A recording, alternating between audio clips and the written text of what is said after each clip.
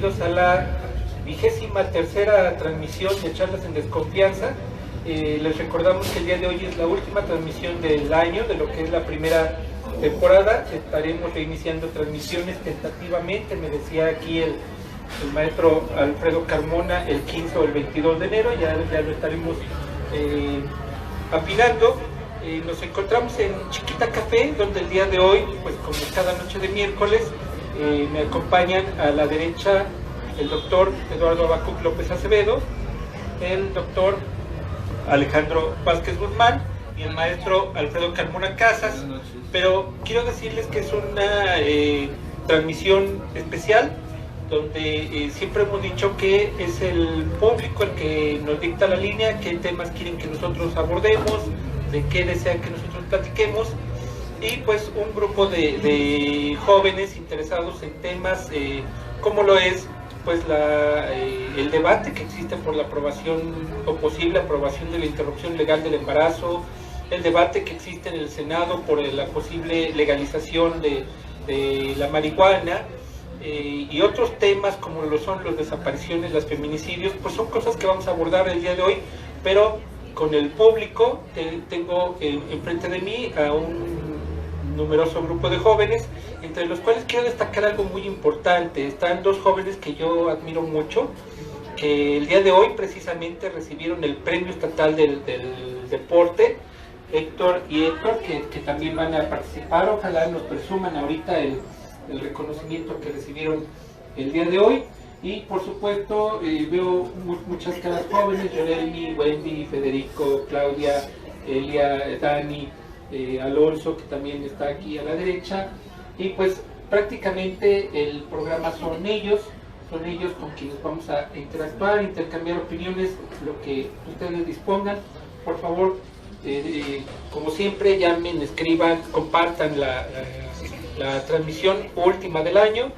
Yo cedo la palabra a mis compañeros y pues buenas noches aquí en Charlas en Desconfianza. Recuerden que nos pueden ver a través de Radar Político, a través del Semanario Avanzado de Hidalgo, de Línea por Línea, de Presencia Hidalguense y también de Hidalguía en Tulancingo. Compartan, por favor. Buenas noches. Hola, buenas noches. Bueno, me toca abrir. Me gustaría empezar con la cuestión de la reunión de Omar con organizaciones no gubernamentales.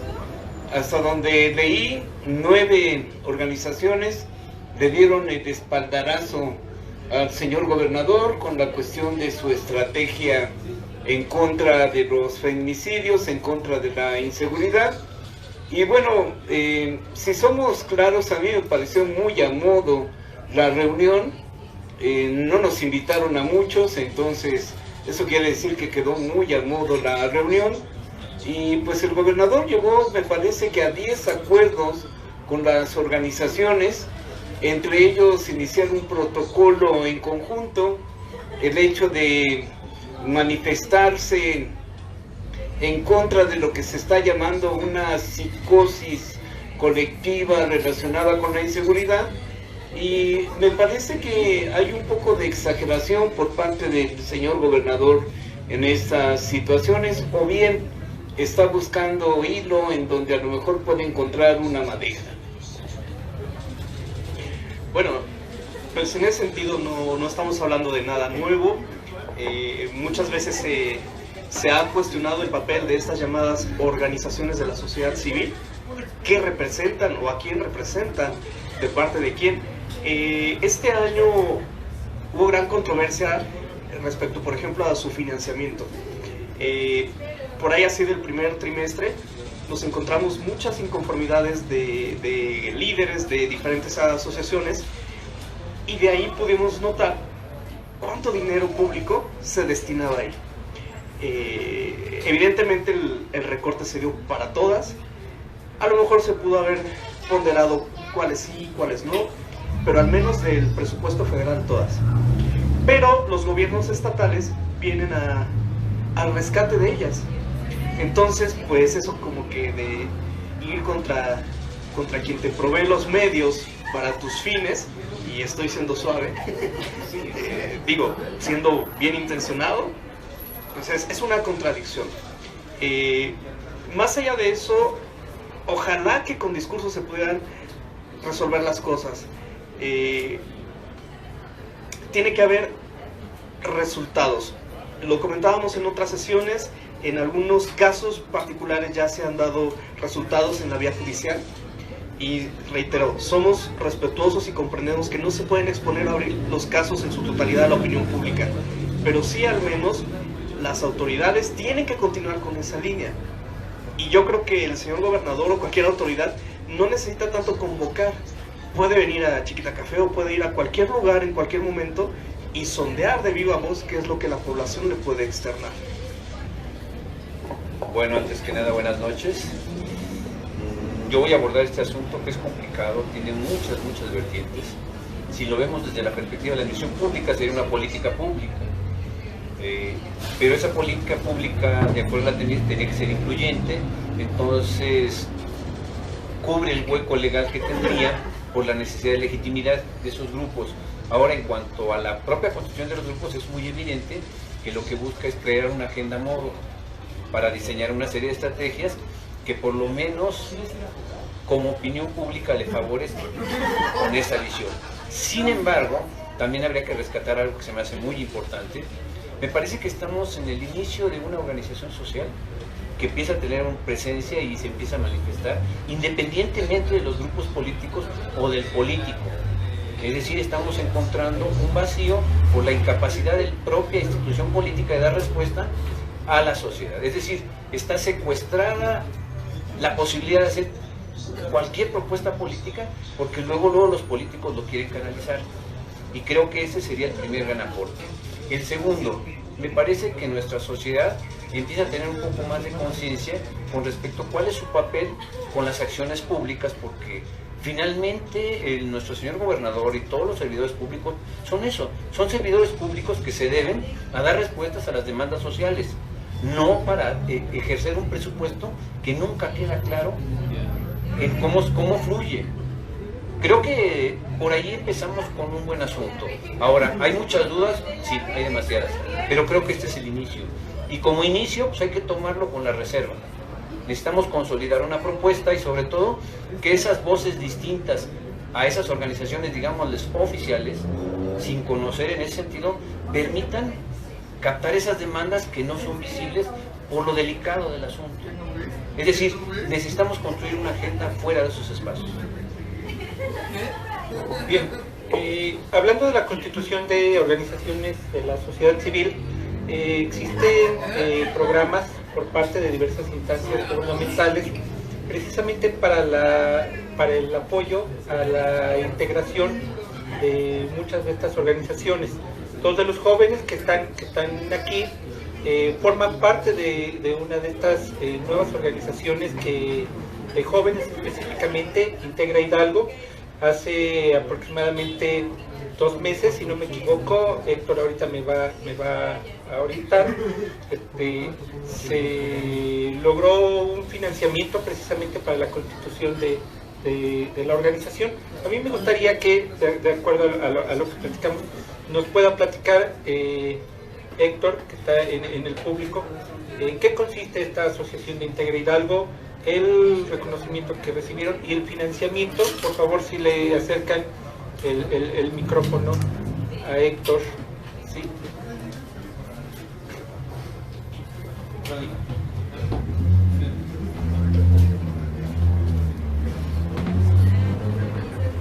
Por favor, presentándose.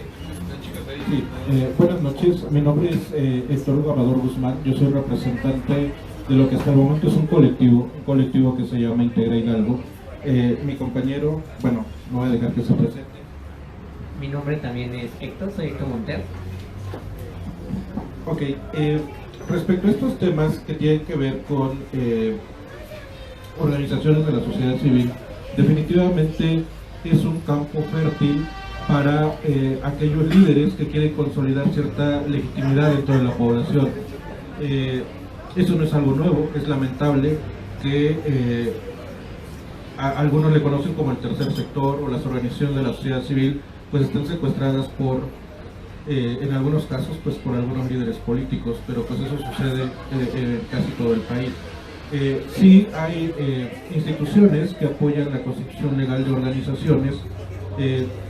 Nosotros estamos trabajando sobre ello con la Subsecretaría de Participación Social y Fomento Artesanal y la Junta General de Asistencia, precisamente porque llevamos 2 años trabajando como un colectivo que trabaja con juventudes del Estado de Hidalgo en materia de derechos humanos.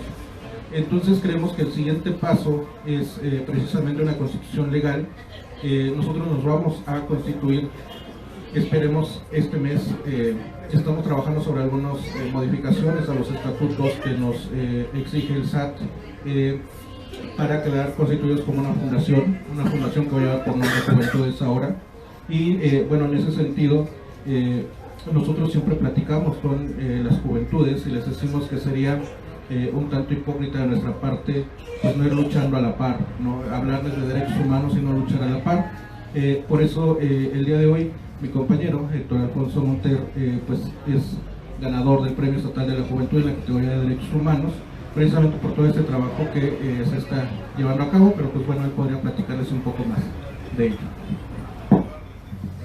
Ok, como bien dice mi compañero, es como súper lamentable que más bien yo considero que son grupos políticos quienes manejan algunas organizaciones de la sociedad civil o del tercer sector. Es muy lamentable, es muy triste, porque si bien es cierto, el trabajo que hacen las organizaciones de la sociedad civil es muy importante, es fundamental. Y también por otra parte, sí, como bien dice mi compañero, acabo de ganar el Premio Estatal de la Juventud, literal acabo de acabar el evento, entonces aquí traigo mi reconocimiento en la categoría de derechos humanos, ¿no? Lo tuve que traer porque, como les comentaba, acaba de terminar el evento y me siento muy orgulloso. Son 3 años de una lucha constante, de estar abriendo espacios para los jóvenes, para las y los jóvenes, donde sepan sus derechos, porque me he dado cuenta que los jóvenes no saben sus derechos, pero también el cómo enseñarles a ejercerlos y sobre todo a exigir sus derechos humanos. Bueno, en ese sentido es muy interesante porque es lo que en el ámbito jurista se conoce como la cultura de la legalidad o vaya, si en México adolecemos de una educación de manera general, particularmente adolecemos de la cultura de la legalidad. Me parece que esa es la piedra angular que nos permite al reconocimiento de los derechos que tenemos y al ejercicio de los mismos. De repente ya se vuelve un lugar común los derechos humanos. A veces incluso comento con algunos colegas, abogados, si hay la capacidad para comprender un derecho humano, una garantía, un derecho fundamental o qué sé yo. Entonces, el campo fértil que advierto o el inicio que da de este campo fértil es precisamente eso, ¿no? Hablar de la cultura de la legalidad y hacerlo una causa común para todos, para todos, para todos. Y ese punto de partida que nos lleve precisamente a reconocer nuestros diferentes derechos, desde aquellos que son fundamentales, humanos, y el resto de la universalidad de derechos que tenemos. Siempre será motivo de reconocimiento quien difunda esta cultura jurídica, y bueno, es lo que puedo comentar al respecto. Sobre ese sentido yo tengo muchísimas dudas. Primer asunto, según encuestas, todo lo que huele a político o es político es rechazado. Estamos intentando llenar los huecos que el espacio público está dejando por su inercia de incapacidad, de esa falta de credibilidad y el manejo clientelar, pero recalcitrante que se hace de todo esto. Eso es por un lado. Por el otro también veo a una sociedad de jóvenes, casi me atrevo a decirlo, desesperados por encontrar respuestas a preguntas que no se han hecho. Quieren tener un desarrollo y no tienen claro ni siquiera qué es eso.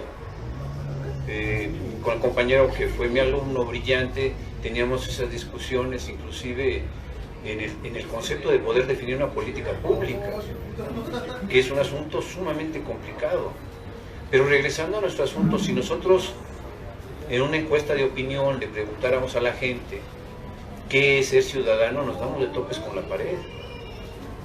Ni siquiera podemos definir derechos políticos. Derechos sociales pues tienen medio idea. Civiles ni Dios sabe qué es eso. Entonces eso nos crea una paradoja enorme. Sin embargo, yo observo, o yo lo que percibo, es que hay una casi necesidad genética de poder tener un futuro menos complicado como el que se presenta ahora. Creo que por ahí andan sus esfuerzos, tratando de que sientan que sí es posible. Esa veta de confianza, esa veta de esperanza, que ustedes son las que están generando.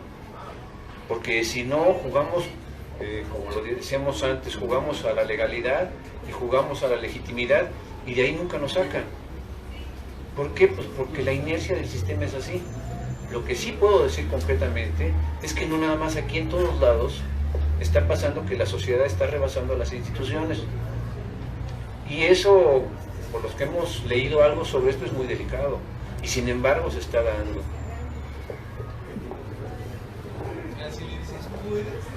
Bueno, siguiendo con lo de los derechos humanos, ¿cómo vamos a poder pensar que los muchachos universitarios o bachilleres puedan tener conocimiento de sus derechos si en ninguna institución educativa entran con alguna asignatura de derechos humanos? A excepción, por supuesto, de derecho, en donde es más que obligado a que entremos al estudio de ellos. En ninguna otra licenciatura vamos a encontrar nada relacionado con esto. De hecho, esta cuestión de la legalidad debería de ser una asignatura que deberían de tener todas las universidades, derechos humanos, y por supuesto entrar al estudio de sus propios derechos como estudiantes. Así como dar nutrición. Así como dar nutrición y aprender y otro tipo de cuestiones. Expresión corporal y creo música y no sé qué tantas cosas dan en la Universidad del Estado. Yo creo que si queremos tener alumnos egresados universitarios que sean críticos, debemos de empezar también a formarlos. Pero claro, a lo mejor estoy pensando que en este país no se va a dar, en este estado no se va a dar, o en ninguna de las universidades de esta entidad federativa se va a poder hacer. ¿Por qué? Porque es mejor tenerlos ignorantes para que no puedan reclamar en lo absoluto ninguno de sus propios derechos. Si me permite, antes, maestro, de favor. Pero fíjense, ya hablar de una asignatura, y solo por poner un nombre nada más, cultura de la legalidad o lo que quieras, que muchas generaciones atrás lo conocíamos como civismo. Dentro de un bloque hay de materias de ciencias sociales. Filosofía, ética, estas asignaturas que esperamos regresen a los planes de estudios, porque si ni siquiera hay un planteamiento epistemológico, ontológico, oye, ¿tú quién eres? O ¿para dónde vas? ¿Qué haces? No podemos ya hablar del ejercicio de los derechos. Entonces sí tiene que ir concatenado toda esta serie de disciplinas, me parece desde nivel medio superior, ya, o sea, tarde, a lo mejor desde secundaria, para que nivel medio superior tengan ese cimiento de la cultura de la legalidad, y ya a lo mejor en sus carreras universitarias, a lo mejor una vinculación entre la preparación con ese mundo. Pero miren, no esperen que el Estado, los programas educativos lo hagan por ustedes o para ustedes. Siempre tengan esa inquietud. ¿Y cuál es el comienzo? Me parece que aquí podríamos coincidir. Pues los filósofos. ¿Y cuál es el comienzo de los filósofos? Pues los clásicos. Y empiécenle con Platón y empiécenle a Aristóteles. Eso. Si te gusta o no, ya ese es otro boleto, pero al menos vas conociendo. Y te vas formando, te vas tú como persona creando, y entonces sí, vas a adquirir una postura, no una pose. Porque me parece que muchas veces lo que tenemos son poses. Y que si hoy la pose es esta, pues esto, y si mañana es lo otro. Y las posturas echan raíces y determinan a una persona. Y una persona con postura es crítico, analítico, y a lo mejor te da el avión, pero no le das a tole con el dedo. Entonces me parece que previo a eso es bien importante retomar la filosofía. Y que también los jóvenes no digan, la filosofía, qué flojera esto. No, pues es rico, el pensar es rico. Y lo primero es plantearse y pensar en sí mismo. Ahora sí, maestro, perdón. Muchas gracias. Yo quiero acentuar algo que decía Habacuc. En las universidades no se fomenta realmente un espíritu crítico en los jóvenes. Se les enseña a ser críticos y cuando lo son, se les reprime. Cuando quieren marchar, se les cierran las puertas y a veces hasta cadenas se les han llegado a poner en algún lugar. Pero hay temas que son muy polémicos que se encuentran actualmente en la agenda legislativa, como es por ejemplo la aprobación o no de la interrupción legal del embarazo, el aborto. Yo veo aquí en el público mujeres jóvenes, Dani, Yore, Gwen, Claudia, fuera, que me gustaría que pues ellas dijeran, ¿no? Si a favor o en contra del aborto, por qué sí, por qué no, y obviamente la opinión de aquí del panel, ¿no? Les recuerdo que además tenemos algunos regalos. Por aquí les compré unos libros, el maestro Habacuc también trajo otros. Entonces, ¿quién se anima? ¿Quién le entra a hablar del aborto? ¿Por qué sí? ¿Por qué no? A ver, o de los jóvenes, Alonso, Héctor, Federico, adelante. ¿Qué tal? Buenas noches. Bueno, pues tenemos varias iniciativas en el Congreso, son al menos 4. No, son 5 porque hay una que está... Hay 4 a favor de la interrupción legal y una en contra. Y la en contra presentada por los panistas, por Azael Hernández. ¿Qué pasa en este momento? Tenemos esta iniciativa ya aprobada en las comisiones conjuntas, sin embargo ya está secuestrada por los intereses políticos de Grupo Universidad en este caso. ¿Por qué? Porque existe una división completamente marcada y dicha por ellos mismos. ¿Qué sucede? Roxana Montalegre no quiere pasarla a discutir en el pleno y ahora dicen que está usándolo de cambio político a favor de regresar la Junta de Gobierno a los morenistas. ¿Qué sucede ahí? Tiene una discusión con Víctor Osmí, con los otros morenistas como Susana Ángeles, con la perredista,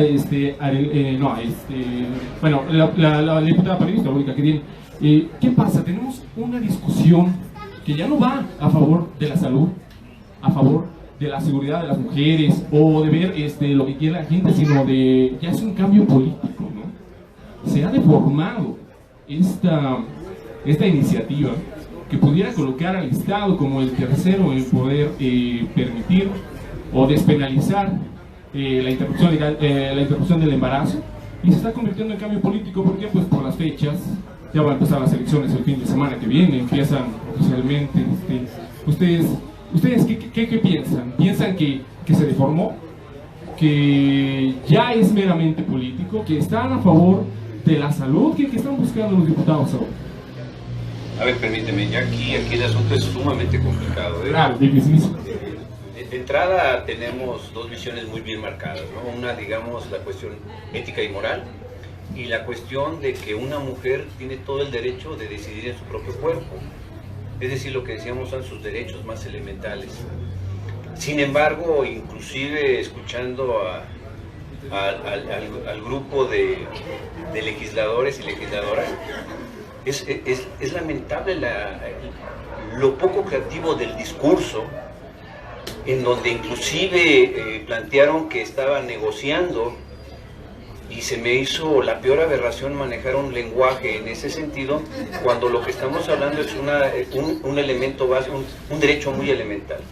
Ahora bien, sin embargo, yo no veo que incorporen esas voces de esas gentes que tomaron la gran decisión. Estamos opinando fuera de la arena, viendo los toros desde la barrera. Necesitamos incorporar esas voces, porque yo creo que una persona, una mujer que toma una decisión de ese tamaño, implica prácticamente negarse ética y moralmente, con un quebranto psicológico que le va a durar toda la vida. ¿A favor o en contra, maestro? Yo estoy, por supuesto que estoy a favor de que se despenalice, Dios mío santo. No por eso va a dejar de haber muertes por abortos mal practicados. Una mujer cuando toma una decisión la tomó y se acabó. Se encuentra en una situación de la mayor soledad que se pueden imaginar. Y los otros opinan con una simpleza como si fuera un asunto de, no te preocupes, no pasa nada.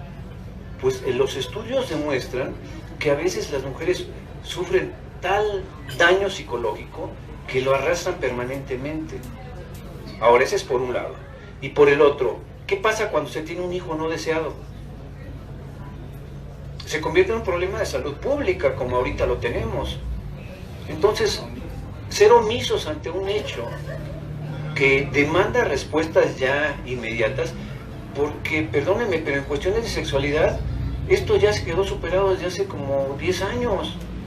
Nos estamos quedando atrás y la legislación muy ortodoxa cree que todavía puede manejar como negociación, no como un derecho ciudadano.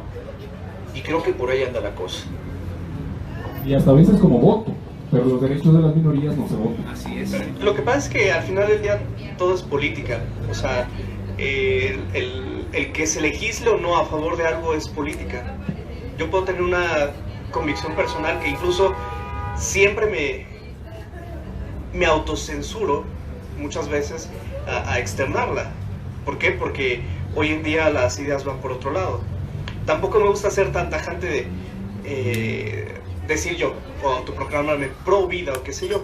Sencillamente hay cosas o hay planteamientos que no les encuentro yo una coherencia. Se habla mucho de los derechos reproductivos de la mujer y eso no tengo objeción ahí. Lo que en lo personal a veces me deja reflexiones el tratamiento que se da a la vida que ya está implantada en un útero. Y creo que, bueno, es el derecho de cada quien, la libertad de cada quien tener esas creencias, ¿no? Si eso es vida o no es vida o lo que sea. Tampoco soy ingenuo. Me parece que sí hay de repente una armonización de legislaciones en diversos países del mundo que van hacia un lado. O sea, matrimonio igualitario, interrupción del embarazo, despenalización del consumo y comercio de drogas, qué sé yo. O sea, mi ingenuidad no va a tal punto de decir, hagamos esa lucha. Me parece que ya está predestinado para esos desenlaces. Y reitero, si tenemos planteamientos filosóficos, éticos, que incluya también un abordaje ontológico, pues a lo mejor a veces sí se nos plantea una duda. Recuerdo mucho cuando en Nuevo León armonizaron su ley estatal de salud con la Ley General de Salud, que aplica a todo el país, respecto a la objeción de conciencia. Y había chistes muy buenos, porque ya saben que nos encanta hacer humor de todo, ¿no? Y decía alguien, no olviden, porque se empalma con el cambio de horario, de horario de invierno, no olviden atrasar su reloj 1 hora, Nuevo León 500 años, o lo que sea. Y bueno, o sea, en el caso del personal del sector salud, pues ellos también tienen un derecho, que es ese, ¿no? La objeción de conciencia, que es muy específico y muy delimitado. Yo escuchaba o leía notas como, es que a los piretitos no los van a atender, a los que tienen VIH no los van a atender, a X o Y. Y no, la libre objeción de conciencia es bien tajante, es el dilema de la vida y no aplica para todos los trabajadores del sector salud. Yo decía, si la legislación prevé que exista personal médico que se acoja a la objeción de conciencia y sin embargo se plantea la opción de que quien no se acoja a ello realice los procedimientos, pues son dos derechos que estás tutelando, ¿no? Quien está pidiendo un procedimiento, ejemplo, una interrupción de embarazo, y quien dice no. En cambio, si no hay la posibilidad de la objeción de conciencia, solo estás tutelando un derecho, que es, en este ejemplo, quien dice, pues yo, una mujer que quiere interrumpir el embarazo. Entonces yo lo veía progresista, no retrógrado. Pero a veces los discursos se van por otro lado. Yo a mucha gente con la que interactuaba en Facebook le decía, güey, ¿leíste la reforma? O sea, ¿sabes cómo quedó? ¿Qué condiciones tiene? El punto es que el sector salud no puede renunciar a su obligación. Por eso. Y la objeción de conciencia también lo es, y está en la Carta de Declaración de los derechos humanos. Entonces, de repente los discursos se van hacia otro lado que muchas veces no va empalmado con la realidad que está en la ley. Que ahí sí concuerdo, puede ser anacrónica, puede ser ineficiente, pero está. Entonces, en ese sentido, decir, si se va a permitir que se realicen abortos, claro, en determinadas condiciones, ¿a qué me refiero? Tantas semanas de gestación. Si se va a permitir la voluntad anticipada y toda una serie de cosas, la legalización del consumo o comercio de los estupefacientes, ok, pues digo, es la guerra perdida ir en contra de eso. Pero de ahí a, por ejemplo, decir que lo que está implantado ahí no es vida o ya otro tipo de razonamientos o planteamientos, ahí es donde yo a veces ya no comparto, ¿no? Porque incluso sería cuestionar qué es la vida. Yo recuerdo mucho los debates en el Senado argentino que precisamente estaban considerando elevar a rango constitucional una reforma de esta naturaleza y que lo dejaron para después. Era precisamente eso, o sea, la pregunta filosófica es ¿qué voy a entender por vida? ¿Funciones biológicas? O si está una persona, digamos, con vida asistida o con funciones biológicas asistidas, ¿tiene vida? O lo que se está abordando es un sentido de la vida. Ahora, evidentemente me parece que ninguna mujer se le debe obligar a que tenga la descendencia o tenga los hijos que no pretende. Y bueno, al final del día, pues yo veo que sí las legislaciones se van a dar. O sea, los cambios en las leyes se van a dar y se va a aprobar todo eso. Por eso hago o reitero el llamado que hice desde un inicio. Retomemos el sentido del ser y que cada uno tenga una postura. También luego hay voces muy radicales, ¿no? Que alguien diría, oye, si no tienes útero no opines. Bueno, pues también se valen, pero pues concretamente eso. Me parece que tarde o temprano se va a abrir esa legislación junto con otras y ya los dilemas tendrán que ser personales, ¿no? O sea, de cada individuo. ¿A favor o en contra? ¿De qué? De la legalización. No, pues, a ver, es que volvemos a lo mismo. Me haces la pregunta muy tajante. A ver, yo estoy a favor de que se considere los derechos del que está ahí. Punto. Pero no soy ingenuo, se va a aprobar. Y yo sé que quienes a lo mejor tengan esa idea, o concuerden conmigo o yo con ellos, respecto a la protección, en este caso de quien ya está ahí, ya cambió ese modelo, ese paradigma ya no es el que vale. Para mí está ahí vida y ese derecho vale tanto igual que el que ya nació que el de la mujer. ¿Y si se convierte en un problema de salud pública, doctor? Porque finalmente rebasaría el aspecto circunstancial y se convertiría en un asunto de recurrencia y de frecuencia. Y eso implicaría que de una u otra forma, por ejemplo, la aplicación de protocolos, y como servidor público tendría que apegarse a eso. Estoy de acuerdo con lo que había comentado, estoy totalmente de acuerdo. Sin embargo, cuando entramos en ese tipo de contradicciones es cuando la sociedad en términos generales ve una discusión árida. Necesitamos empezar a definir, a lo mejor con todas las deficiencias que tiene, de una vez aviso, pero ya no podemos ser omisos ante la necesidad de respuestas de una sociedad que demanda algo. ¿Por qué? Porque los está rebasando. Ahí sí yo pondría duda.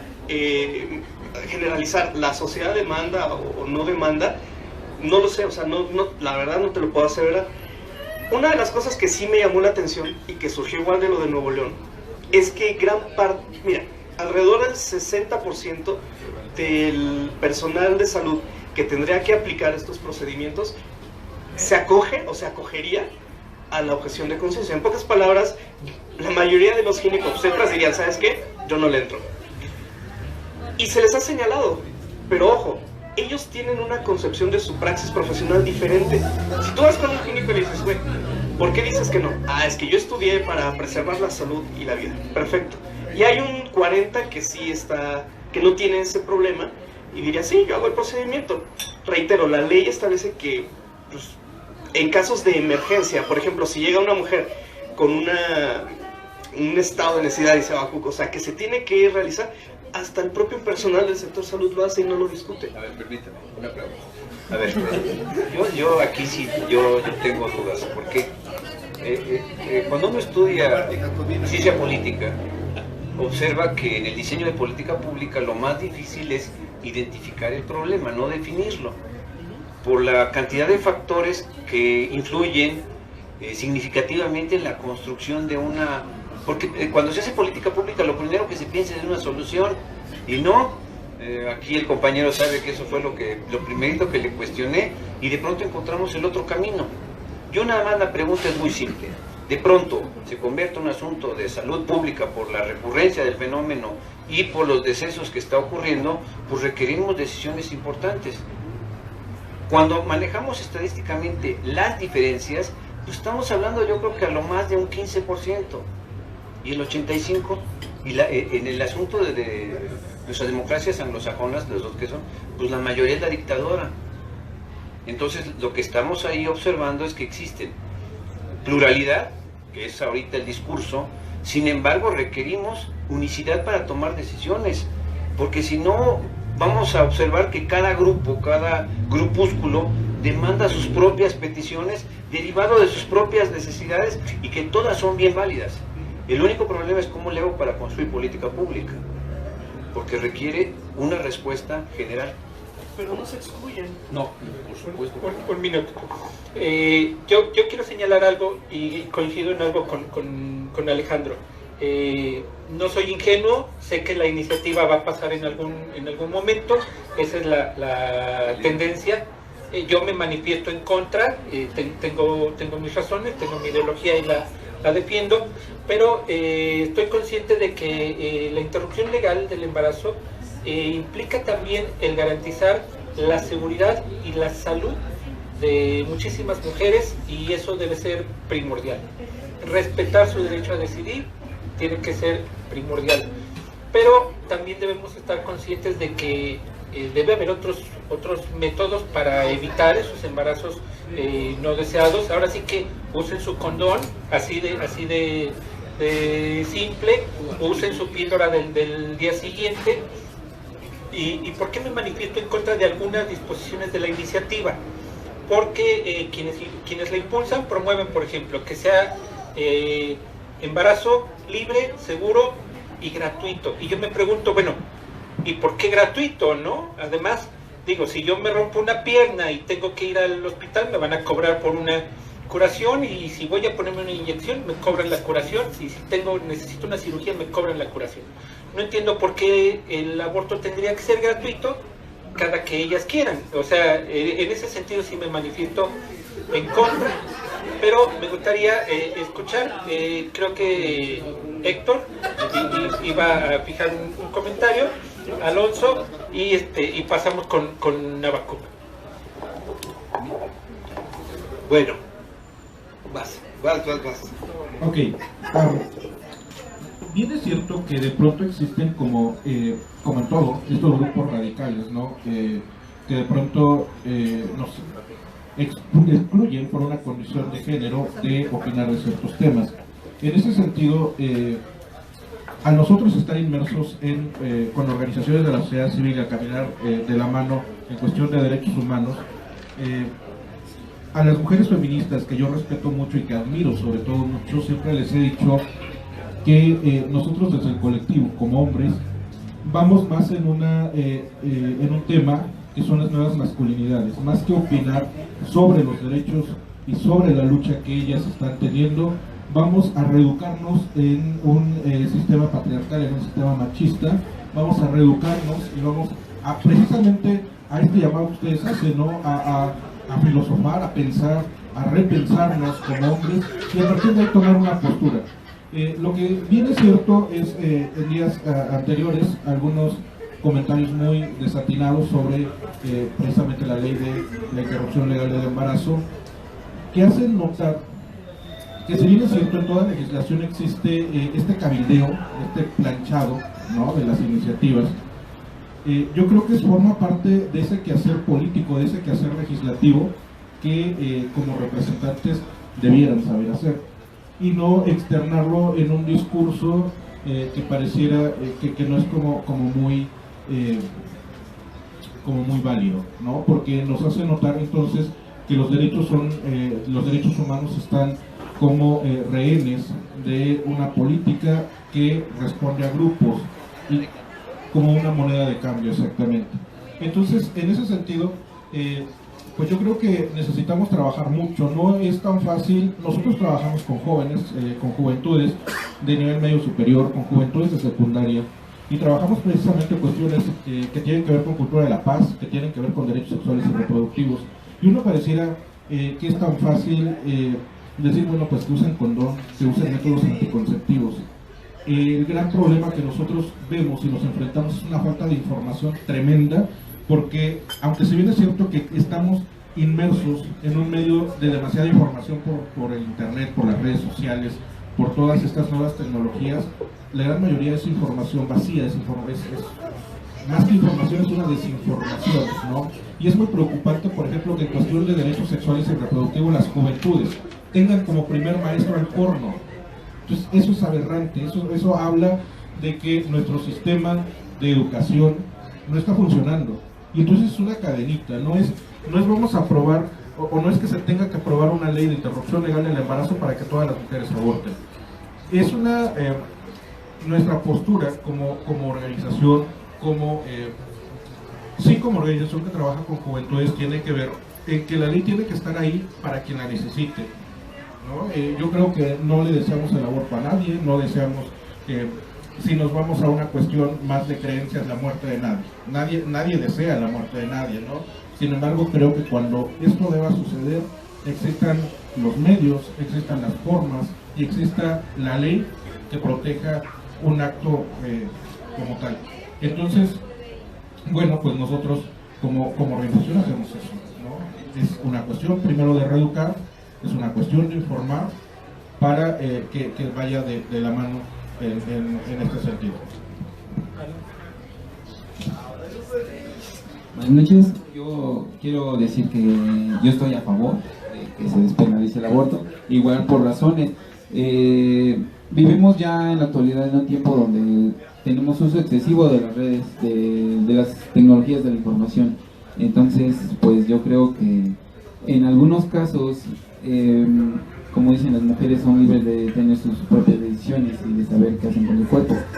Pero sí hay casos donde, por ejemplo, es un producto de una violación y todo eso, ¿no? Entonces, yo estoy a favor. Yo lo que quería comentarles, bueno, ya entrando en ámbitos religiosos o de otras cuestiones, ¿ustedes cómo ven, qué piensan, qué tanto repercute en la decisión del Senado? Por ejemplo, hace poco vimos unas manifestaciones de unas marchas de personas religiosas que estaban en contra de que se despenalizara el aborto. Entonces, si ayuda eso a que se despenalice o al Senado no le interesa, ¿no? Bueno, uno de los grandes problemas que tenemos en este país es la visión judeocristiana. Para empezar, y va a empezar el jacobino, por supuesto. ¿Qué implica esto? Esto es muy simple. Todos aquellos que tienen una visión religiosa y que creen en este tipo de circunstancias, muy respetables, aunque yo no las comparto, implicaría para ellos evidentemente que la vida es cualquier rasgo de lo que ustedes dispongan. Es más, desde el momento de la misma fecundación argumentan que hay vida. Y como decía Alejandro, habría que decidir, no nada más jurídicamente, sino desde el punto de vista filosófico también, a qué le vamos a llamar el inicio de la vida. Si lo tomamos desde la fecundación, entonces la visión judeocristiana va a partir muy tranquilamente desde que eso es una vida y solamente Dios concede o quita la vida. Ahí tenemos un gran problema también con los legisladores. La mayor parte también de nuestros legisladores forman parte de esta visión religiosa. Si los legisladores fueran ateos, evidentemente esto ya hubiera pasado, pero tranquilamente. Otra cuestión también y que tenemos nosotros que aclarar es que ninguno de nosotros somos pseudoactivistas en este contexto. ¿Sí se entendió la referencia o no, maestro? ¿Sí? Gracias. Ni farsantes, exactamente. ¿Por qué?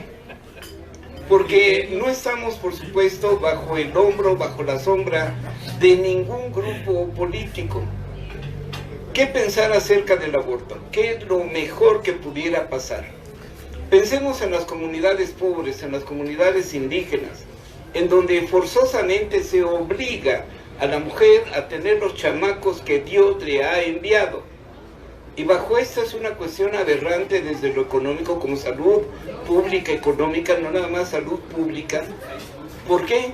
Porque sí, tienen una gran cantidad de chamacos que posteriormente va a ser muy difícil poder proporcionarles algunos de los satisfactores o cubrir al menos sus necesidades.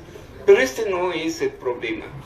El problema jurídico se puede subsanar desde un punto de un estado de necesidad en donde, por supuesto, la vida de la madre debería privilegiarse en lugar de la del embrión, del producto, porque la mujer ya es productiva.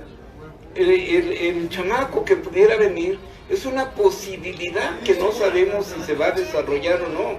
La madre ya está en estas circunstancias. Ahora, en nuestro entorno social, estamos viendo que inclusive grupos, yo le llamaría conservadores, siguiendo cierta línea, llamarles conservadores. ¿Por qué? Porque hoy me parece que todos estamos invitados todos los días, a mediodía, a ir a rezar a las rejas del Congreso. Y con toda la pena del mundo, yo creo que no les hace caso Dios. ¿Por qué? Porque si Dios les hiciera caso, esto no pasaría. Ahora, ¿a favor o en contra? Por supuesto que estoy a favor de que la mujer decida, por supuesto, qué es lo que hace con su producto. No nada más que decida lo que haga con su cuerpo, sino lo que va a decidir en ese sentido. ¿Por qué? Si vemos nuestra realidad social, la mayor parte o una muy buena parte de los varones pone en pies en polvorosa en cuanto la muchacha les dice: ¿qué crees, mi rey? Ya la plaza no cayó, estoy embarazada, y entonces el machirrín se echa a correr. Segundo, generalmente son muchachas que van a tener que interrumpir completamente en su vida, hacer un cambio en su perspectiva de vida, porque si tienen al chamaco, lo que van a hacer es dejar de estudiar. Y por lo tanto, estamos perdiendo ahí también una gran cantidad de posibilidades para las mujeres. Si la muchacha decide tenerlo, lo va a criar y lo va a mantener generalmente sola, porque siempre va a haber un padre ausente. Y esto también es un problema de salud pública. ¿A dónde quiero ir? Las únicas que deben de tener voz y voto en esto deben de ser las mujeres. El varón, desafortunadamente en nuestro contexto cultural, es un cero a la izquierda a la hora de criar los chamacos en la mayor parte de las ocasiones.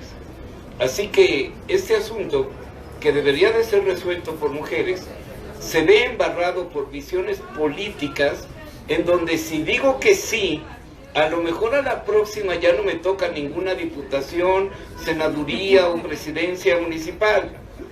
Si digo que no, entonces, ¿qué es lo que va a suceder? Lo mismo. Es decir, los intereses que tienen ahorita en el Congreso del Estado son personales, no son colectivos. Independientemente de que haya el activismo acerca de esto, de que unos estén a favor y en contra de esto, la decisión debe de ser tomada por la mujer.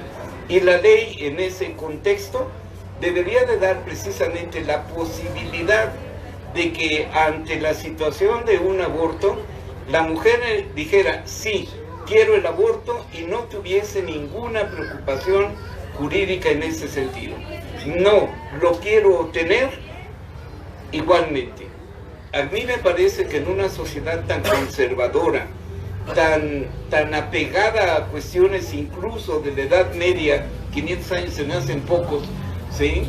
Esto implicaría que este Estado, y no porque seamos o no activistas en este sentido, este Estado tiene que dar el brinco para que sea con ese producto y nadie más debería de intervenir. Pero hasta hablar de Edad Media es complicado. O sea, ¿la Edad Media de qué? Vista judeocristiana. O sea, si nos vamos a las mismas reglas lógicas, pues ya valió madre, porque... ¿Me explico? O sea, ¿cuál Edad Media? ¿La Edad Media razón de qué? ¿O de quién? ¿O quién dijo? Hay un alemán que dijo, mira, de aquí para acá la historia. O sea, volvemos a lo mismo. Me parece que el tema sí es en lo personal no estoy de acuerdo en excluir a nadie del debate. Yo creo que el debate y la toma de decisión nos debe enriquecer. Concuerdo mucho con lo que dice Héctor. Replantear las masculinidades. A veces las propias instituciones refuerzan estas cuestiones. Fue muy sonado hace unos días que decían, las mujeres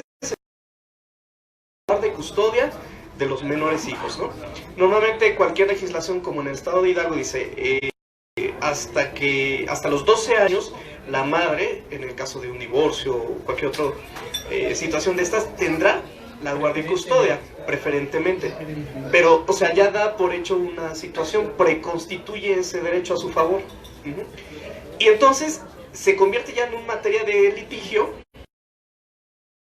la idoneidad, ¿no? De alguien o no. Entonces, la masculinidad. Decir, ¿sabes qué, papacito? Antes de que te eches pies en ruborosa, ¿qué tal si se quedó?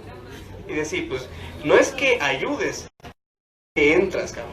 Y le entras no solo en un factor o una condición económica.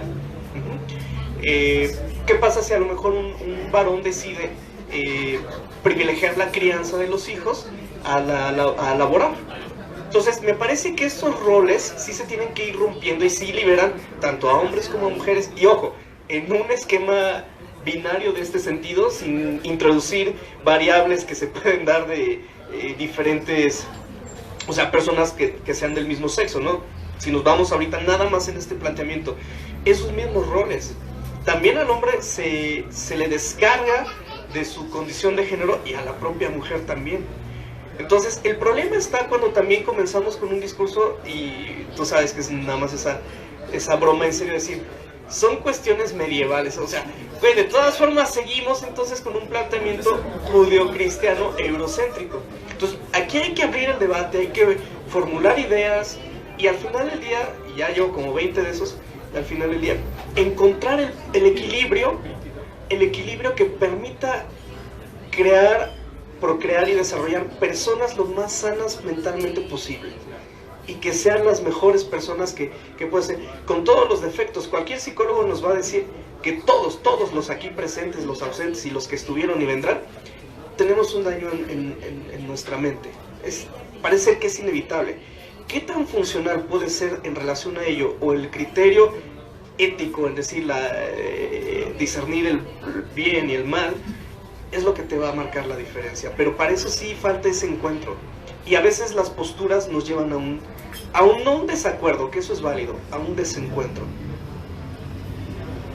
Ay, caray, chicos. Van a pensar que esa es la parte oscura de este asunto. Primer pregunta interesante que yo me hago solito. ¿Actor o espectador?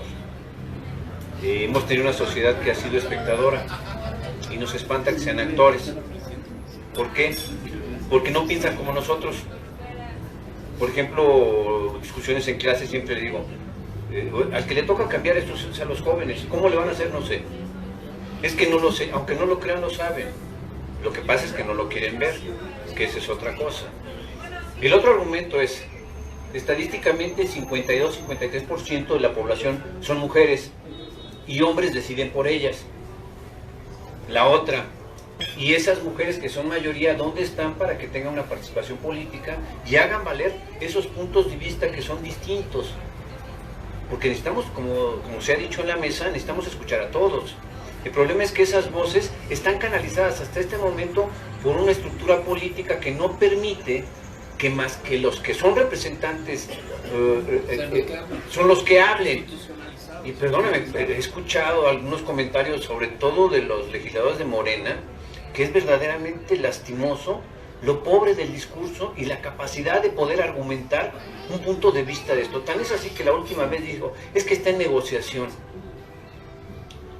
y se me hizo, ni siquiera esa políticamente incorrecto, se me hizo una verdadera aberración, una incapacidad para entender un contexto que está demandando otro tipo de respuestas que no lo quieren ver. Ese sería la pregunta. Ahora, en este caso, para nuestras alumnas, ¿qué tanto se puede participar como mujeres en un ambiente político? Es la pregunta. ¿Me podría contestar, por favor?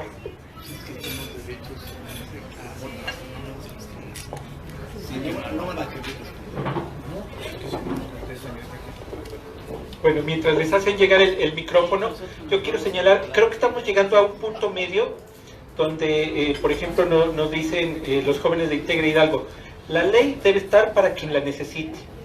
Y Habacuc nos hace reflexionar en torno a las necesidades de las mujeres indígenas. Efectivamente, ellas no podrían pagar un aborto, pero entonces estamos en ese punto medio de que así como existe un trabajo social que ve la capacidad económica a la hora de hacer una curación, etcétera, bueno, así también tiene que ser. Lo que yo decía es que si se aprueba no debe ser gratuito, salvo esos casos excepcionales que tienen que determinarlos obviamente trabajo social. Tenemos aquí una opinión. Adelante.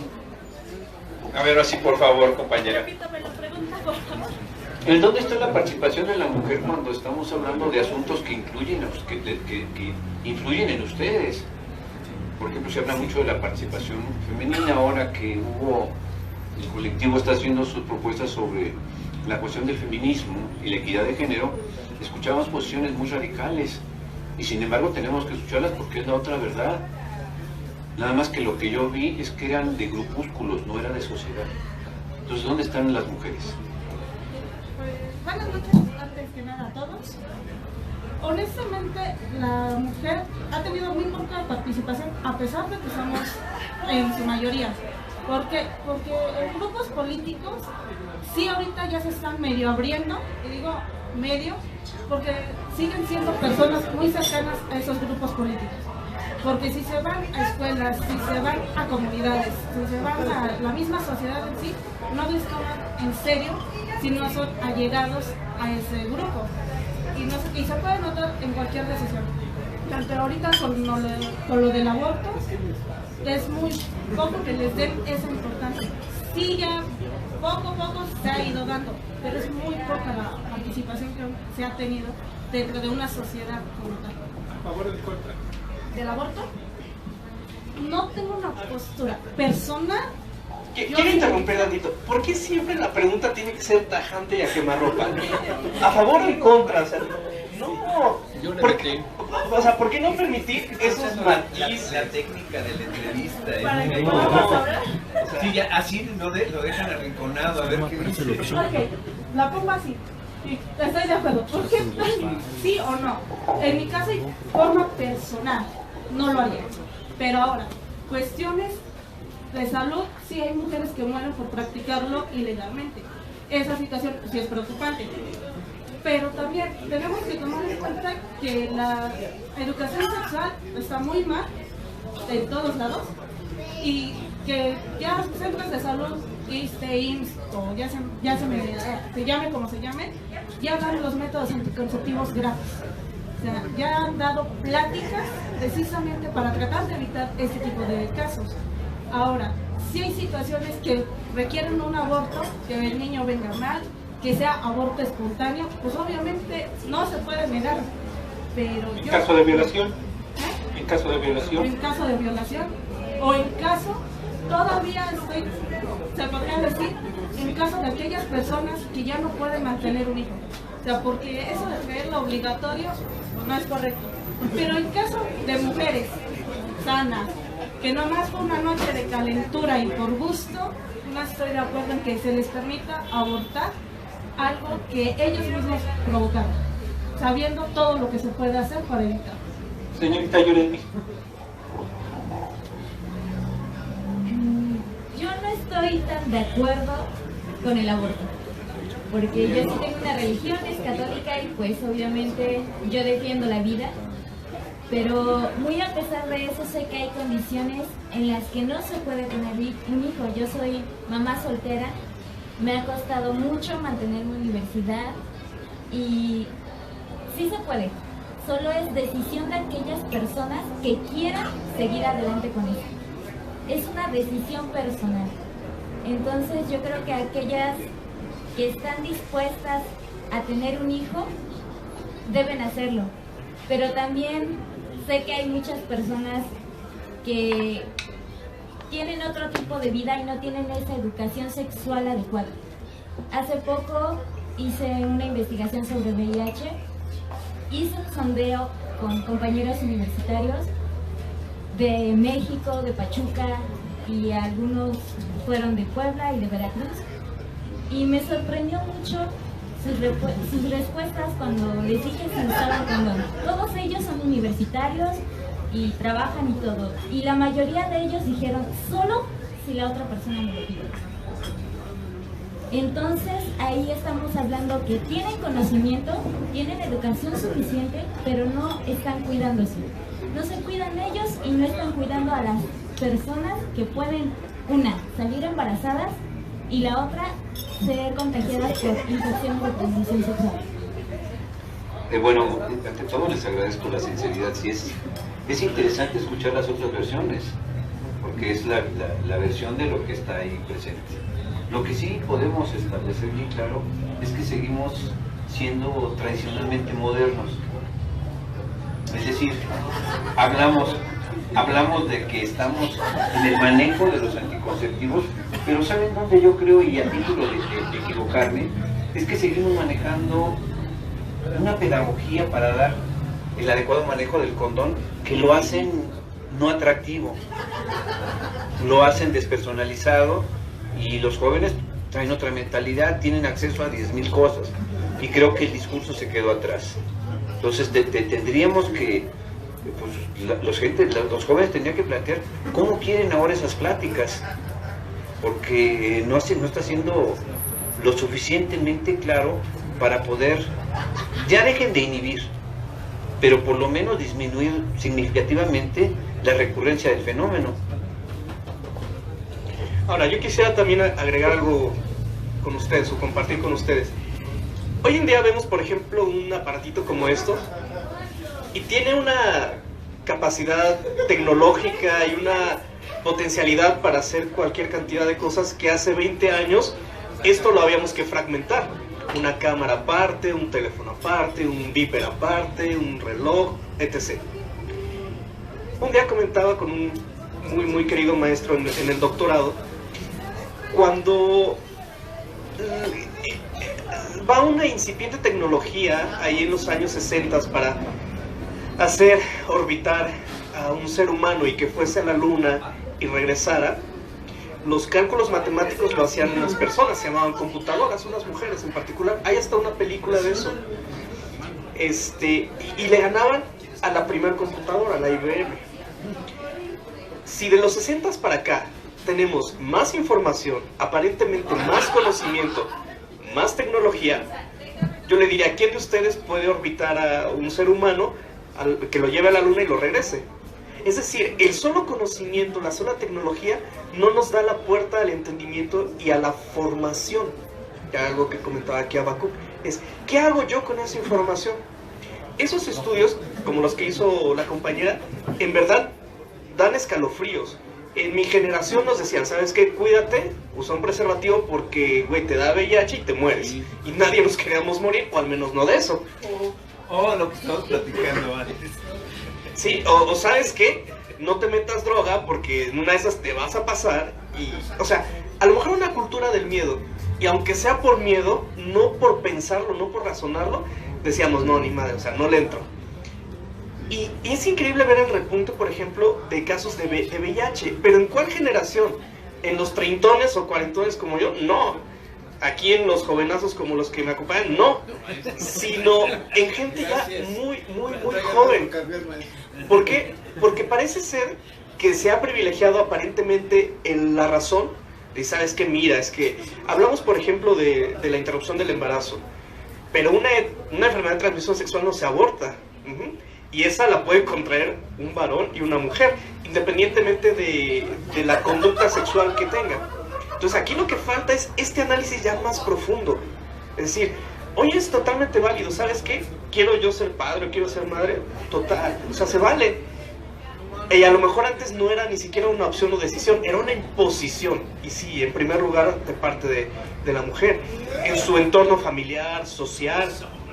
Y hoy en día parece ser que la información, la tecnología de la que tanto nos vanagloriamos, que son, digamos, los elementos que distinguen ya estos tiempos, no los quiero yo catalogar, no nos están llevando hacia eso. Reitero, ¿quién de ahorita de los que estamos nosotros aquí, con la tecnología que tenemos y la información o el conocimiento que hemos adquirido en la universidad, qué podemos hacer con eso?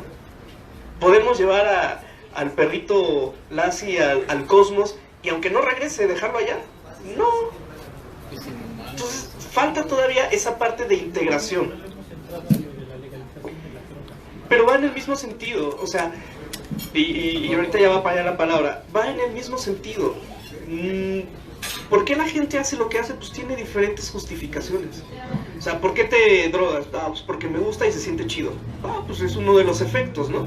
Porque me evado, porque, pues, ¿qué crees? La vendo y pues también, o sea, y tiene N cantidad de condiciones o justificaciones.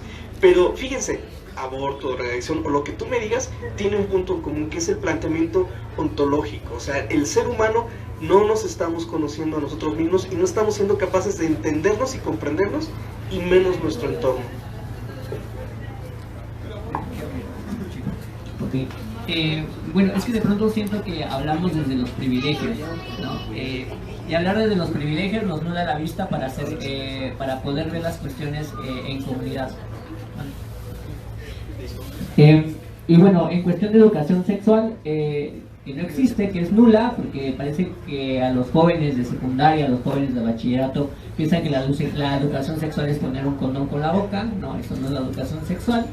Y aún así, aunque estén en la universidad por experiencia, porque tengo conocidos, no saben nada acerca de cuestiones de infecciones de transmisión sexual. Y les voy a contar una anécdota. Tengo a un conocido que de pronto le contagiaron ladillas, ¿no? Y entonces él ya está en la universidad, ¿no? Tiene toda la información del mundo y cuenta con un aparato celular. Pero ¿qué fue lo que hizo? Se echó ray, ¿no? Entonces, cuando a mí me platicaba esta situación, de pronto yo hacía mi reflexión y decía, ok, perfecto, ¿qué pasó, no? O sea, si tienes toda la información, puedes ir al médico, ¿no? La universidad te da seguro, ¿por qué te echaste ray ahí, no? Y me comentaba que se le puso súper rojísimo, pero que se le murieron, ¿no? El órgano reproductor o las rodillas. Las dos cosas.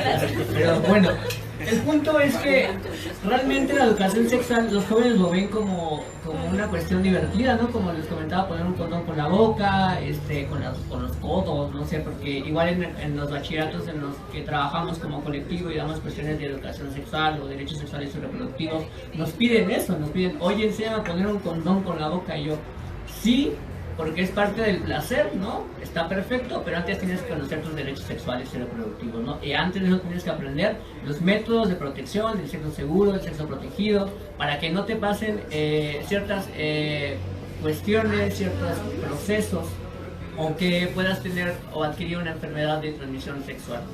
Y como les comentaba, creo que está como muy mal hablar del privilegio, porque perdemos, nos nublamos de la vista, nos nublamos de ver a los demás. Hay en las comunidades, porque he ido a trabajar en comunidades, hablar igual de cuestiones de sexualidad. Las personas no cuentan con teléfono celular, no cuentan con información, no cuentan con internet, no cuentan a veces ni con luz. Y llegar, pararte frente a mujeres, hombres, jóvenes, hablarles de sexualidad, les cuesta muchísimo abrirse, demasiado. No se expresan, no saben cómo hacerlo, porque como viven tan arraigados y tienen una cultura y tienen una cosmovisión, una cosmogonía que, digo, está perfecto, es su comunidad, se respeta, pero también tenemos que ver ese panorama. Gracias. Bueno, seré brusco en el cambio de tema. Nos falta todavía la marihuana. ¿Qué pasa con la marihuana? Ya se aprobó hace como mes y medio más o menos el dictamen precisamente para la ley que va a permitir no nada más el consumo, sino la comercialización también de cannabis. Habrá que pensar también que ya hay alguna modalidad precisamente de la cannabis por parte de COFEPRIS que ya está autorizado para ciertos usos. Ahora se está, en ese dictamen, se está manejando la cuestión de que sea inclusive para cuestiones recreativas. Esto abre la posibilidad no nada más para que se hagan sus brownies de mota, sino que también puedan tener, y esperamos el reglamento venga en ese sentido, esperamos que se puedan tener establecimientos donde tú puedas llegar a comprar tu dosis de marihuana. Todavía no se sabe cuánto va a ser al mes. El día de hoy, la Ley General de Salud establece 5 gramos de marihuana diario. Hablamos de 150 gramos al mes. La problemática ahora es que si a ti te agarran con 7 gramos de marihuana, tienes que caer ante el Ministerio Público Federal o bien el local, dependiendo los convenios, y vas a dar, en el mejor de los casos, a un lugar para rehabilitación. ¿Cuánto se va a permitir? No lo sabemos. ¿Cómo van a ser las licencias para los establecimientos? Tampoco lo sabemos todavía. Ni licencias para transportar, sembrar, cortar, etcétera. Todo lo que habla la Ley General de Salud. Ahora, esta cuestión de la marihuana, mucha gente va a decir, no, ¿cómo? Es que va a haber una gran cantidad de marihuanos en las calles. No, tampoco se va a permitir fumar en la calle, eso viene establecido en este dictamen. ¿Qué implica esto? Si nosotros comparamos la cuestión del alcohol, hay una gran cantidad de muertes provocadas por el alcohol. Combinado con canciones de José José. Combinado con canciones. Si no, no hace efecto. Todavía, hasta el momento, no hay un registro de las muertes provocadas por la marihuana. No por el consumo no hay muerte, sino como una cuestión extra. Alguien que salga y maneje bajo los efectos de este estupefaciente. Bueno, Chávez, pero él era alcoholazo, ¿no? También venía empericado. Venía motivado. Era whisky. Sí, me imagino el olor. Y entonces, ¿qué implica esto? Hay que esperar todavía que valgan la expresión, será ley, a que llegue precisamente y que después tengamos un reglamento que regule precisamente todo este tipo de circunstancias. ¿Es bueno o es mala la marihuana? Pues igual que el alcohol, va a depender precisamente del uso que se dé de ella. Y bajo esta circunstancia tampoco podemos decir, pensemos nosotros en Estados Unidos antes de los años 30, que había la prohibición para el alcohol. Todo el mundo tomaba. Como hoy, una gran cantidad quema mota también, ilegalmente. Una vez que se libere todo esto, tendrá que haber un control, una regulación que permita precisamente la convivencia con aquellos que puedan tener ahora el derecho de fumar o consumir marihuana en cualquiera de las modalidades que ustedes dispongan. Gracias. Ese es todo un tema. La avanzada será el tema de la marihuana. Me parece que de ahí será igual gradualmente hacia algunas otras sustancias, narcóticos todos. Y pues hay una lógica de mercado, ahí sí yo veo esa tendencia. Mi abuelo, por ejemplo, a las farmacias les dice todavía droguerías. Y se los dice por una sencilla razón.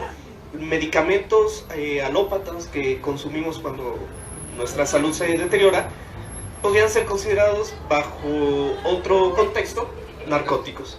Entonces, hoy en día pues sí habla mucho de la marihuana y todo, pero miren, tenemos esto, azuquita refinada, que es cocaína para todos. Azuquitar de esta, me tomo uno de estos y cuánta azúcar no tiene. Hace unos días platicaba con un muy buen amigo, igual doctor en Derecho, y intercambiamos estos puntos. Le decíamos, va a llegar un punto en el que se va a regular más el azúcar, que si se dan cuenta tiene procesos similares a la obtención de una cocaína. O sea, estás hablando de la sábila de una planta. ¿Cómo es que esto se obtiene? Pues es básicamente igual que la cocaína. Y la marihuana ya será un daño peor.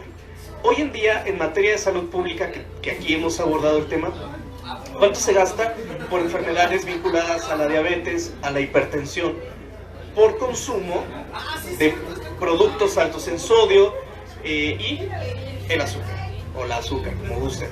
Entonces, volvemos a lo mismo, ya la marihuana va a ser peccata minuta.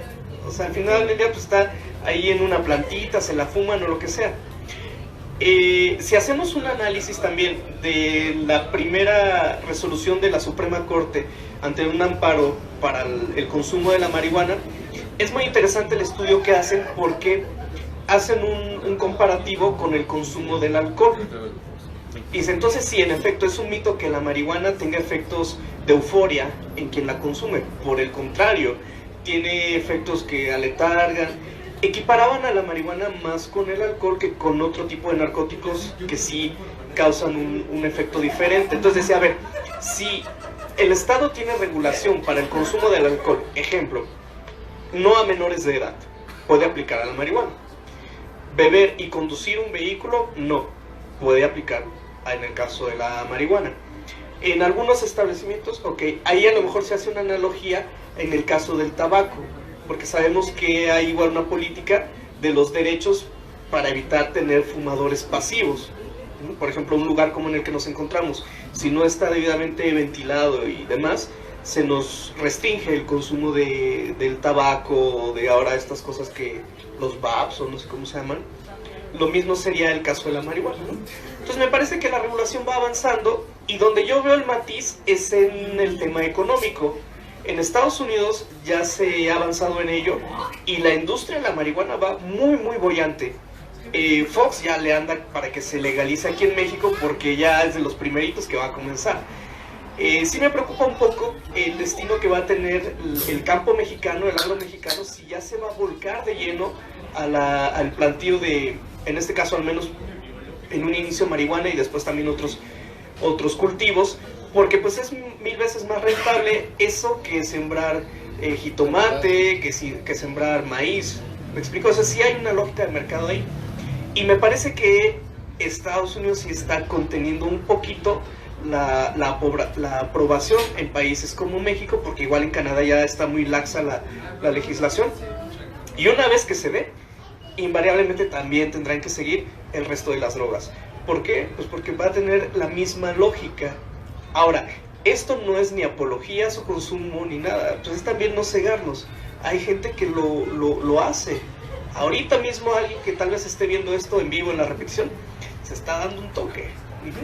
Pues sí, esa es la realidad. A lo mejor hasta por eso nos ven. Porque esos 5 no lo harían.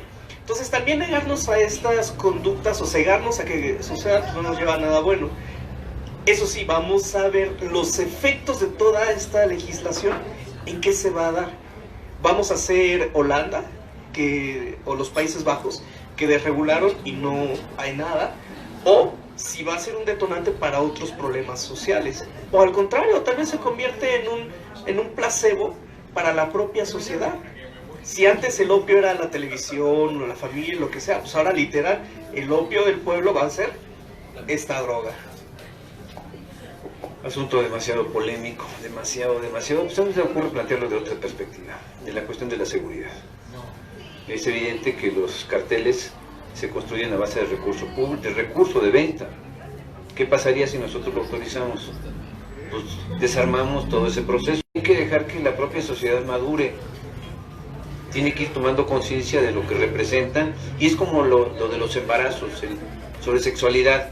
Estamos empezando de cero, hay que informar y que todo lo que ocurra. Ya el que decida meterse otra cosa distinta a la marihuana porque requiere otro tipo de conducta, bueno, pues sería bajo su responsabilidad, que están acabando con este país.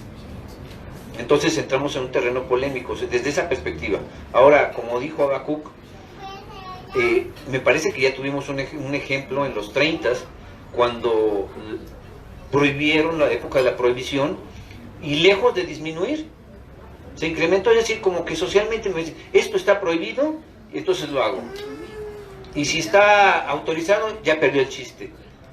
Tenemos que empezar a plantear una serie de estrategias distintas.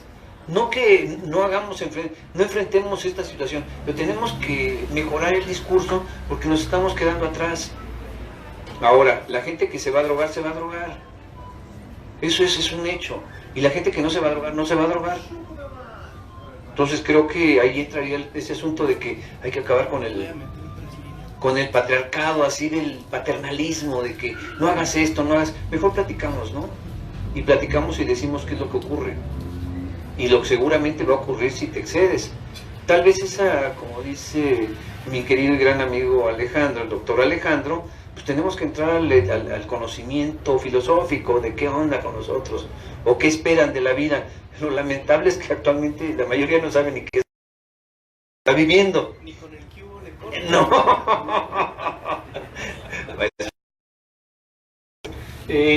Yo también coincido aquí con los maestros en que, bueno, se debe legalizar, ya, tiene que ser legal. Y nadie se va a marihuanear nada más porque ya es legal. Si alguien no lo hace, va a seguir sin hacerlo. Obviamente tendrá un impacto importante en la cuestión de la seguridad pública, dejará de ser negocio para muchas personas, pero a mí me gustaría escuchar algunas opiniones del público. Creo que Federico, Elia, por allá también querían comentar en relación al asunto de la marihuana. Ojalá nos puedan comentar. ¿Sí? ¿A favor o en contra? Me llamó. A ver, a favor o en contra, como dice. A favor, claro que sí. Contesten en la encuesta, por cierto. Sí, cierto, hay una encuesta. A favor, claro. Pero a mí me llama la atención el punto que tocaron de seguridad. ¿Qué pasó cuando quitaron el huachicol aquí en el estado de Hidalgo este año? Tenemos un elevado porcentaje de muertes por homicidio en el Valle del Mezquital, en Tula, en la zona de Coatepec, que son las zonas huachicoleras. ¿Qué hicieron pues estos delincuentes? Cambiaron de giro, ¿no? No encontraron el mismo dinero que tenían, al que estaban acostumbrados, y ellos no se van a conformar con una beca de 8,000 pesos que promueve el gobierno federal. Ellos van a buscar esta situación. ¿Por qué? Porque así viven. ¿Qué pasará con esto, no? ¿Cómo evolucionará? Yo creo que el estudio también debería ir a eso. ¿Cómo podría evolucionar la delincuencia si les quitan esta fuente de ingresos, ¿no? Que como ustedes dicen es lo más importante y de lo que se mantiene, ¿no? De Estados Unidos.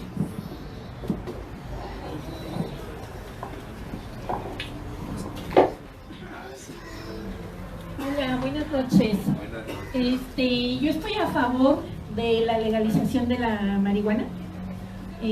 Una legalización reglamentada, por supuesto, porque hoy en día la persona que se quiere drogar encuentra la manera de hacerlo y de conseguir las drogas de manera ilícita. Yo pienso que legalizando la marihuana va a disminuir en mucho su consumo, porque como lo dijo el maestro Carmona, lo más prohibido es lo más deseado. Yo estoy casi segura de que el consumo disminuiría y retomando, me voy a salir, pero retomando el tema del aborto, no estoy a favor del aborto, porque si bien es cierto que no se puede obligar a las mujeres a tener una descendencia no deseada, también es cierto que hoy en día hay muchas maneras de evitar un embarazo no deseado y no planeado. Es mi muy personal opinión. Gracias. Muchas gracias. Con lo que dijo el compañero me pareció muy interesante lo que dijo de qué papel podría pasar, cómo cambia, cómo va a mutar. Bueno, es algo que jamás podremos saber, pero por lo pronto ahorita el narcotráfico es una amenaza a la estabilidad nacional. Se convierte en otro estado dentro de un estado y eso genera una incertidumbre porque uno no sabe para dónde voltear.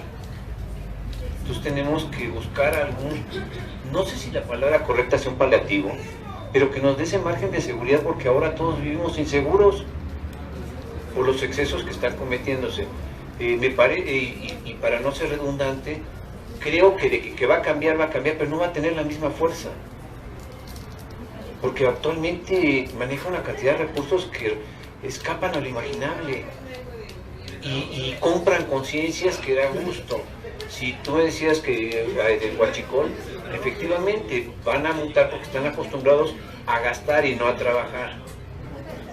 Entonces, pues va a tener que replantearse y nuestras autoridades se le haría menos complicado poder atender ya no un gran núcleo como ahora que se enfrentaron 15 policías contra 60 narcos y que llegan una hora después casualmente. Pues esas personas las estamos sacrificando. Pues tenemos que tener la capacidad de reacción y para eso necesitamos pegarles en lo más fuerte, en lo económico. Y si le quitamos el poder económico, va a haber delincuencia, eso nunca se va a acabar. Pero no es lo mismo con esta delincuencia organizada que amenaza la estabilidad del Estado. Por favor. Ok. Bueno, continuando con el trabajo que nosotros realizamos. Hace algún tiempo nos contactaron precisamente para trabajar respecto a la ley de legalización de la marihuana. Y entonces ahí tenemos dos puntos con los que nosotros nos encontramos. Uno, que tiene que ver la cuestión medicinal. Y eso, bueno, Héctor podrá contarles, lo voy a balconear, pero Héctor hace 2 años sufre de cáncer y tuvo una serie de quimioterapias, 8 ciclos de quimioterapias. Y estos efectos de la quimioterapia eran o fueron, digamos, amortiguados de alguna forma por el uso de cannabis medicinal. Otro caso que nos encontramos es el de una chica que convulsionaba 400 o 300 veces al día y a partir del uso de la cannabis redujeron a 3-4 veces al día. Está eso. Por otra parte, tenemos una criminalización de las juventudes por el uso de la marihuana que nos lleva a casos como el que en estos días nos está ocupando de un chico que es expulsado de la Universidad Autónoma del Estado de Hidalgo por una cuestión un poco turbulenta ahí, pero le sembraron marihuana y hay una clara violación a sus derechos humanos, al proceso. El Consejo Técnico decide, aún un día antes de titularse, que pues bueno, no puede seguir más en la universidad. Entonces, nosotros creemos que la legalización de la marihuana tiene que ser por un uso medicinal, tiene que ser por un uso lúdico y tiene que ser por una cuestión de seguridad. Pero al mismo tiempo, nosotros estamos trabajando en el Estado de Hidalgo por una ley de derechos de las personas jóvenes que no existe. Somos uno de los pocos estados que no tiene una ley de derechos de las personas jóvenes. Y estamos trabajando junto con algunos diputados del Congreso, con el Instituto de Alianza de la Juventud, en la creación de una ley de derechos de las personas jóvenes. Pues si bien tenemos una ley de juventud, tiene derechos muy generales que están en la Constitución: derecho a la educación, derecho a una vida plena, derecho a estos derechos muy generales, pero no existen pues estos protocolos. Seguimos teniendo desapariciones de jóvenes por parte del Estado, seguimos teniendo abusos de autoridad porque no hay leyes, no existe información de los jóvenes cuando los para una patrulla. Los policías siguen deteniendo a los jóvenes por su apariencia, por su forma de vestir, por lo que consumen. Se sigue criminalizando a las juventudes. Entonces yo creo que más que ser una moda, una tendencia hacia dónde va que se creen estas leyes, tiene que ser una apertura de derechos. Es lo que nosotros creemos. Bueno, ahí sí, si me permiten el comentario, habría que analizar, mira, valdría la pena checar los países más civilizados o los que tienen menores índices, casualmente son los que menos regulaciones tienen. A veces un populismo legislativo nos entrampa, no porque no se reconozcan los derechos, o sea, me parece que puede haber una norma muy fundamental, como tú lo dijiste bien, el debido proceso. Si de repente vamos por la calle, literal, y No, lo que pasa es que traes un tatuaje, traes el cabello largo, X. Y ello es el indicio de que eres un delincuente o lo que sea. Eso es una violación a los derechos, pero flagrante. Y entiendo mucho, ¿no? A veces queremos que la norma jurídica sea la solución a todo. Lo que sí les puedo compartir, al menos a forma de reflexión, es analicemos qué tanto resultado nos da estar creando y leyes, y leyes, y leyes, y leyes, y leyes, y leyes. Y luego instituciones, autoridades para más leyes y leyes, y que al final termina en lo mismo. Entonces, sí, yo creo que sí está para el análisis eso. En materia jurídica, digo, en su doctrina, ya hasta tiene un nombre. Se le llama populismo legislativo. O sea, es decir, sale un clamor del pueblo para que se regule tal o cual cosa. Siempre es a manera de ejemplo, les digo, es como si dijeran, a partir de mañana vamos a regular la venta y consumo de chicles. Para nosotros sería en verdad ridículo, porque nuestra condición social, económica o cultural no justifica esa norma, no encontramos un contenido en ella. Pero créanme que hay países donde está prohibido, por el motivo que sea.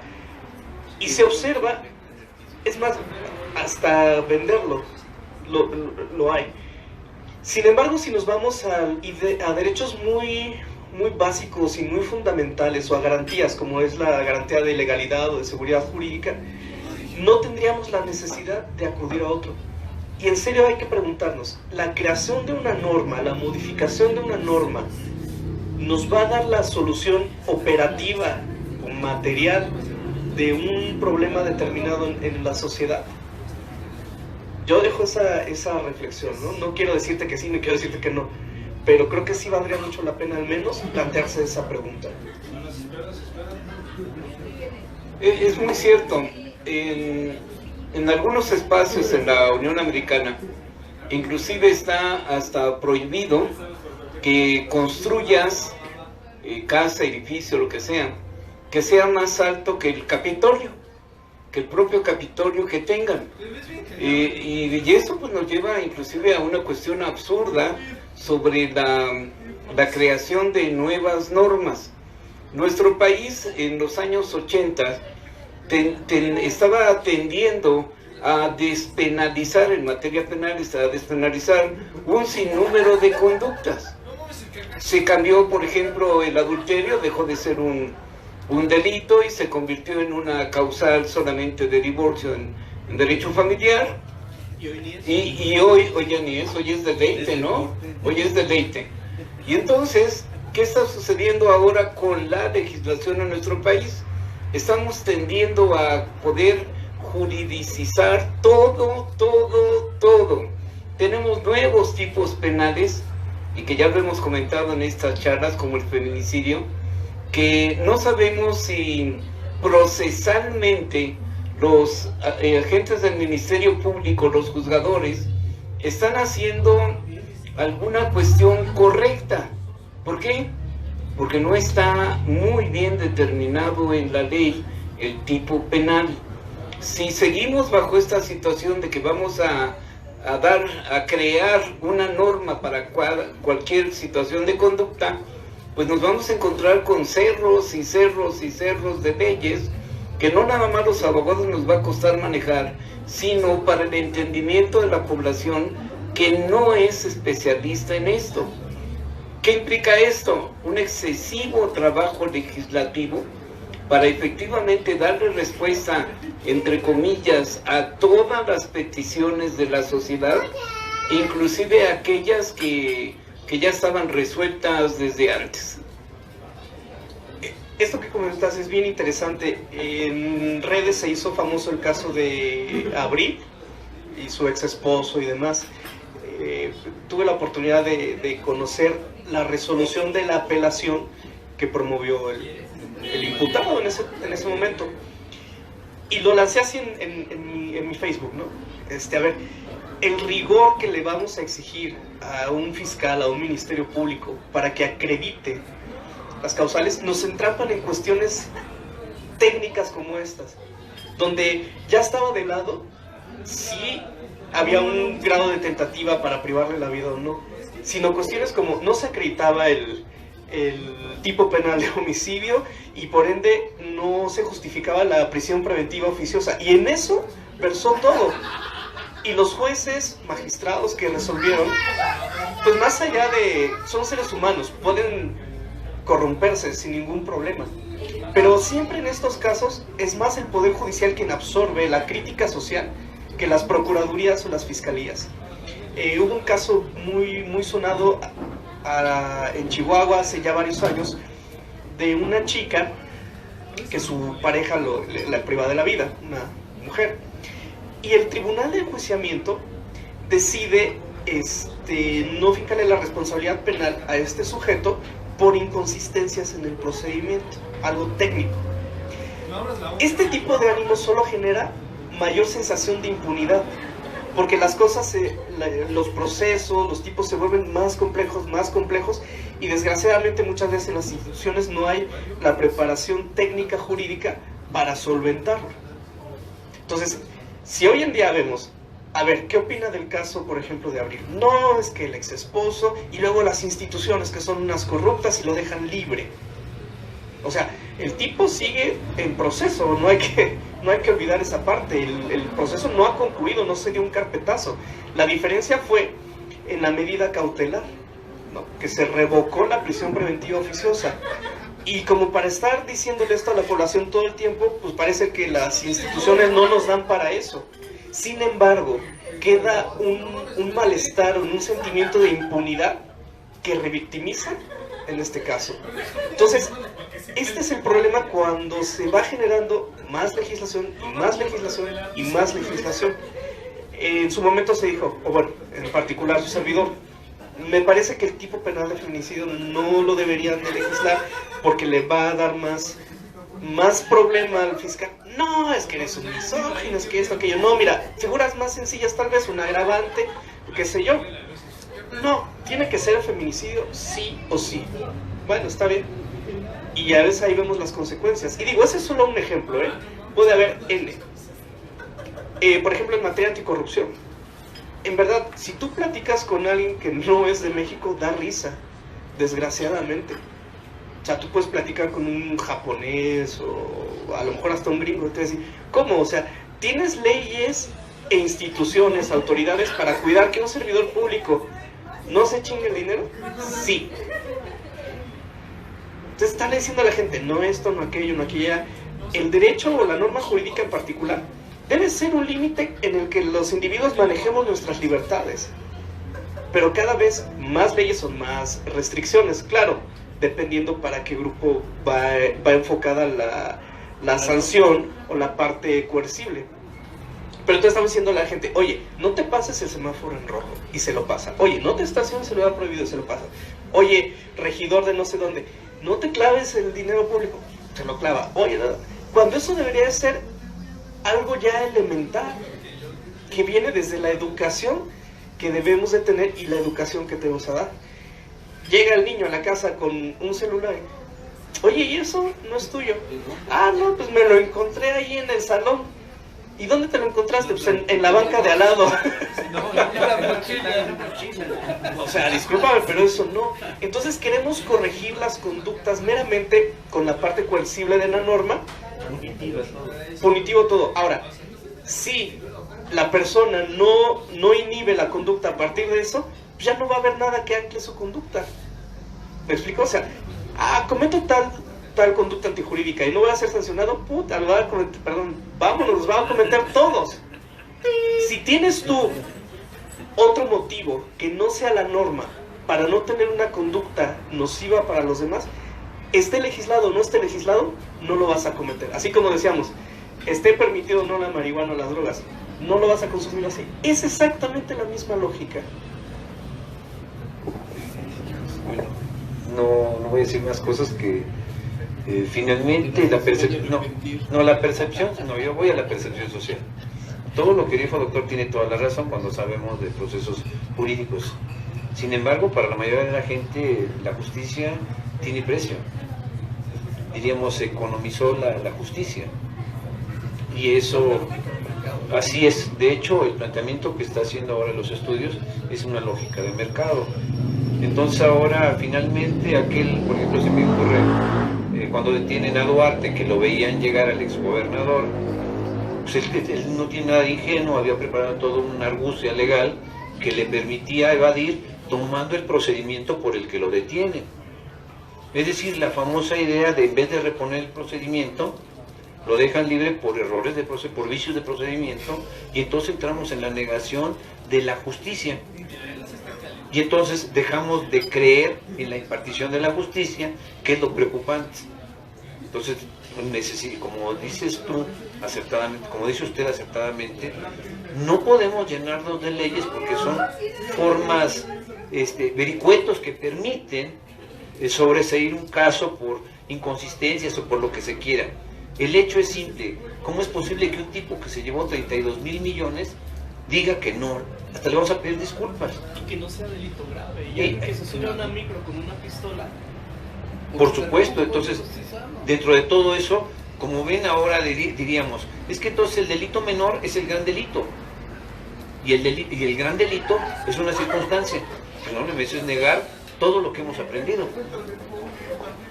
Bueno, acentuando algo de lo que dice Alfredo, sabemos que en México el peculado y por supuesto el enriquecimiento ilícito nunca ha sido un delito grave, ¿verdad? Sí, lo fue en su momento. Sí, lo fue en su momento. Y dice el doctor Alejandro, y nos estamos llenando de leyes. Bueno, tan solo hay que considerar una cosa que la otra vez comentaba con Habacuc. Tenemos 35 códigos penales en el país. Tenemos un código penal federal, 32 códigos penales locales, un código de justicia penal militar y una ley federal de delincuencia organizada, cuando debería uniformarse esa situación. Ese es solo un ejemplo, ¿no?, de cómo la gran variedad y diversidad de las leyes no se traduce ni en más ni en mejores resultados, ¿verdad? Ni tampoco inhibe la delincuencia, ni sirve tener tanta ley. Creo que esa es una tarea que en el legislativo tiene que evaluarse.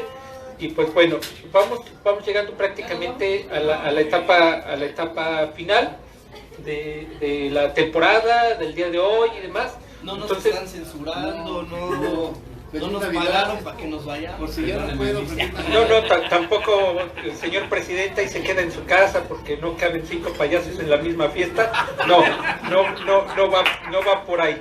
Okay. Entonces, vamos empezando con los comentarios finales. No sé. Pues digo, estos yo los compré, los vamos a regalar al público, pero quisiera saber si empiezan ustedes, si empieza por allá por el público, los comentarios finales, como ustedes, la audiencia que empiece la audiencia, y aquí va dirigiendo la orquesta abajo. ¿Alguien que quiere participar? A manera de conclusiones. ¿Les gustó venir? ¿No les gustó venir? ¿Está chido? ¿No está chido? ¿Está aburrido? ¿Está mejor verlo en casa a todo dar como nos dedicamos a otra cosa? Seguimos dando clases. ¿Todas clases? Cátedras. Conferencias. No, yo doy cátedras. Ya que tiene el micrófono, compañero. Y ahorita lo damos rolando, de favor. Ok, bueno, pues nada, antes que todo yo creo que agradecer la invitación al maestro Joel y a tan distinguidos panelistas. Pues nos vamos, pues como todo, ¿no?, con conocimiento construido. Conocimiento yo creo que se construye, y se construye así, se construye en diálogo, y pues con herramientas, con temas que se tienen que poner sobre la mesa, que se tienen que discutir, que se tienen que platicar, que se tienen que analizar. Y agradeciendo el espacio en una cuestión desde el punto de vista de las juventudes. Muchas veces nosotros nos topamos con un concepto que es autocentrismo, adultos diciendo qué es lo que los jóvenes quieren y qué es lo que los jóvenes necesitan. En ese sentido nosotros siempre cerramos, y me gustaría cerrar con eso, cuando damos una charla, un taller o una plática con las juventudes, y es que las juventudes lo podemos todo, pero no lo podemos solas. Es decir, las instituciones se ocupan, los derechos se exigen, pero sobre todo los derechos se ejercen. Y entonces es lo que hacemos. Les agradecemos mucho. Feliz Navidad. Gracias.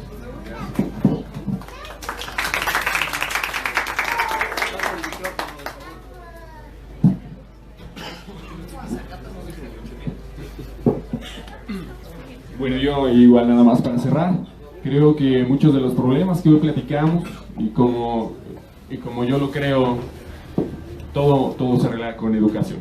La educación es lo que nos hace falta, más que prohibir cosas, más que las legislaciones que ustedes mencionaban, estar creando leyes, creo que hay que apostarle a la educación, a los valores, desde casa, pero también en las escuelas es muy importante. Y aprovechando que hay muchos jóvenes que les dan clases a ustedes, aprovechen la escuela, aprovechen lo que tienen, porque salen, no sabemos inscribir, no sabemos poner una coma, no sabemos qué está pasando ni quiénes son nuestros diputados. Hay que empezar a envolvernos en esto si queremos llegar a trabajar en medios y que nos puedan tomar en cuenta en verdad, porque pues es difícil. La educación es la base, y pues yo con eso cierro. Muchas gracias y felicidades. Ojalá tengamos otra temporada, porque a mí me gusta muchísimo su programa. Gracias, gracias.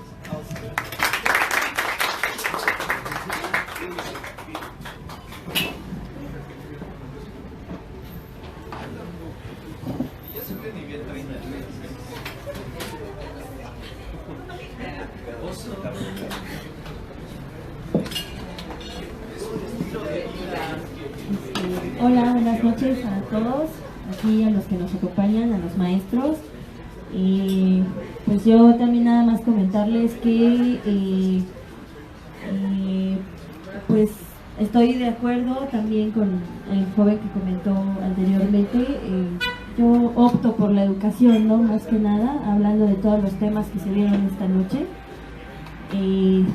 Los valores, eso es lo que, pues en mi muy personal punto de vista, es lo que carecen en este momento nuestros jóvenes. Y pues es triste, ¿no? Porque pues yo como madre aquí me preocupo realmente por lo que le vamos a dejar a nuestros hijos, ¿no?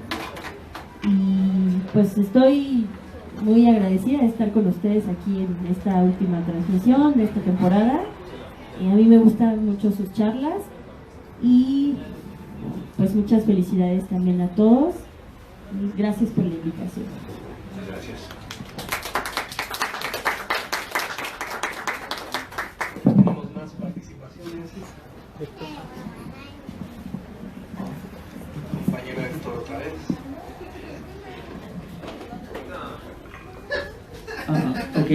Igual agradecer el espacio, porque es súper importante la participación de los jóvenes. A veces igual no nos toman en cuenta, y como comentaba mi compañero, nos topamos con el adultocentrismo y sobre todo con los adultismos también. Y solamente me gustaría igual cerrar con diciendo que los derechos humanos no se piden ni se mendigan, los derechos humanos se ejercen y se exigen. Entonces igual está en nosotros exigirlos y ejercer esos derechos humanos. Gracias. Mi amigo Chiva Hermano. Sí, muchas gracias. Igual quiero agradecer el espacio. Son unas personas muy distinguidas, muy importantes. Los temas de hoy pues sí repercuten en la sociedad. Hoy nos vamos con diferentes perspectivas acerca de estos temas. Y pues nada, otra vez agradecer, y que no sé, tal vez ya hoy no alcanzó el tiempo, pero yo quería escuchar sobre el primer año de gobierno del presidente, que igual estaba, pero pues ya será mejor en el próximo. Sí, el otro año, sí, sí. A ver, y bueno, pues muchas felicidades también. Muchas gracias.